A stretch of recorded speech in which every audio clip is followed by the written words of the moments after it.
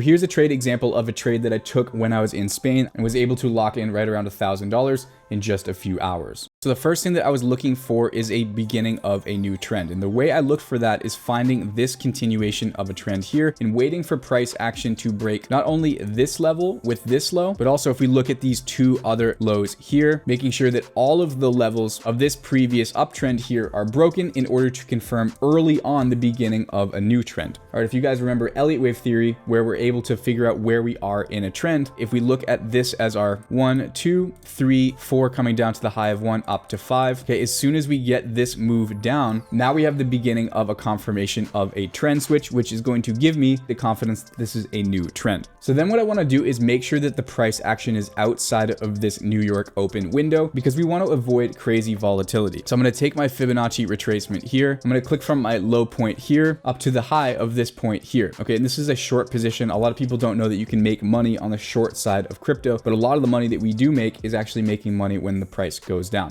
And the main goal of this system is now to have a retracement of this overall trend into our 61.8 level. Now I have an open short position, hoping that the price breaks down through these levels and comes to my first take profit level down there. All right, and a lot of times this will happen. This is a trade that I took several weeks ago. We had our moving averages stacked up, perfect entry here and perfect take profit at the 1.272 level. Okay, but in this situation, you can see price comes down, gets rejected off of that zone. And now we're continuing to move up. All right, so this 38.2 level is now going to be our secondary area where we're entering the market. All right, so price comes up and gets us into this secondary order. All right, and the cool part about this is now my new take profit level is going to be right at this point where now all the price has to do is come down and touch this just a little, even if it does continue to rip in the opposite direction and we were wrong about our initial thesis, and this will still get us out for full profit. All right, and you can see that's exactly what happened. Price chopped around sideways for a little bit and then came down and got us out for a full profit trade.